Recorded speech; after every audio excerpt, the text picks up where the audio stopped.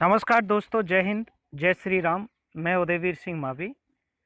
जैसा कि दोस्तों आप सभी को पता है, 5 तारीख को हमारे माननीय प्रधानमंत्री नरेंद्र मोदी जी अयोध्या के अंदर श्री राम मंदिर का जो भव्य मंदिर बनेगा उसका शिलान्यास करने वाले हैं। और इसको लेकर बहुत सारे जो सेक्युलर कीड़े हैं वो अपने बिलों से बाहर आ रहे हैं। और इसी क्रम में अभी लेटेस्ट एक बयान दिया था असदुद्दीन ओवैसी, जो AIMIMK के प्रेसिडेंट भी हैं और सांसद भी हैं हैदराबाद से। उनको बहुत सारे सांप्रदायिक बयानों के लिए जाना जाता है। तो उन्होंने अभी एक बयान दिया कि अगर प्रधानमंत्री राम मंदिर का उद्घाटन करते हैं तो जो संविधान में उन्होंने शपथ ली थी सेक्युलरिज्म की, वो खतरे में आ जाएगी और वो संविधान की शपथ को तोड़ेंगे। तो साथियों, इसी में जो बीजेपी के राष्ट्रीय प्रवक्ता हैं डॉक्टर संबित पात्रा, जी न्यूज़ के एक शो में डॉक्टर संबित पात्रा ने बहुत ज़बरदस्त तरीके से असदुद्दीन ओवैसी को नंगा किया और उसको बहुत सारी जो सेक्युलरिज्म की परिभाषाएं हैं वो बताई। उसको बताया कि अगर संसद में वंदे मातरम बोलते हैं तो इनका सेक्युलरिज्म खतरे में आ जाता है, लेकिन जब कोई प्रधानमंत्री टोपी पहनता है, इफ्तार करता है, तो सेक्युलरिज्म खतरे में नहीं आता।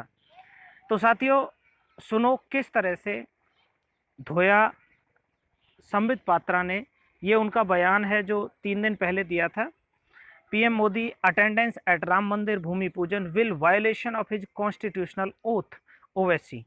तो किस तरह से धोया, आइए सुनते हैं जी न्यूज़ के एक डिबेट के अंदर डॉक्टर संबित पात्रा के द्वारा असदुद्दीन ओवैसी और दाढ़ी वाले जिन्ना की धुनाई। नहीं, प्रधानमंत्री इंडिविजुअल कैपेसिटी कैसे हो जाएगा? प्रधानमंत्री तो अपने घर के अंदर भी प्रधानमंत्री रहेगा, मंदिर के प्रांगण के अंदर भी प्रधानमंत्री रहेगा। मंदिर के प्रांगण के अंदर वो कोई प्रधानमंत्री होना बंद तो नहीं हो जाएंगे, वो वहां भी प्रधानमंत्री रहेंगे। देखिए, बड़ा आश्चर्य का विषय है, इनके लिए जो सेक्युलरिज्म का डेफिनेशन है वो क्या है? इनके लिए राम मंदिर का शिलान्यास अगर कर दिया जाए, प्रधानमंत्री कर दे, तो सेक्युलरिज्म खतरे में आ जाता है।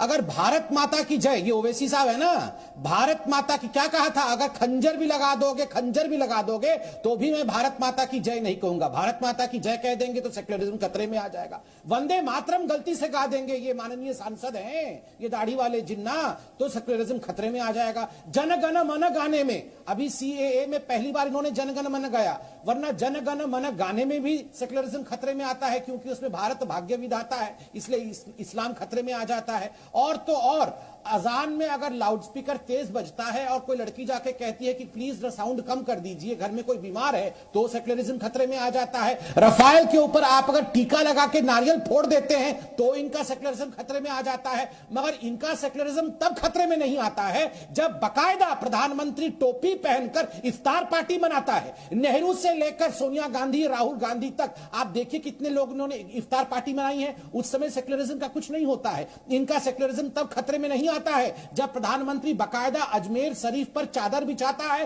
और वो लाइव टेलीकास्ट किया जाता है, उस समय सेक्युलरिज्म खतरे में नहीं आता है। उनका सेक्युलरिज्म तब खतरे में नहीं आता है जब सीता राम मंदिर जो अयोध्या में मौजूद है वो अपने मंदिर के प्रांगण के अंदर इफ्तार पार्टी मनाती है और ये लोग वहां इफ्तार करने जाते हैं, उस समय सेक्युलरिज्म खतरे में नहीं आ जाता है। इनका सेक्युलरिज्म तब खतरे में नहीं आता है जब यही ओवैसी साहब की पार्टी के लोग कहते हैं, और ये कहते हैं 15 करोड़ वर्सेस 100 करोड़। इनका सेक्युलरिज्म तब खतरे में नहीं आता है जब ये कहते हैं 15 मिनट के लिए पुलिस हटा दो, फिर देखो हिंदुओं का हम क्या हश्र करते हैं। इनका सेक्युलरिज्म तब खतरे में नहीं आता है जब ये कहते हैं तस्लीमा नसरीन का गर्दन काट देंगे।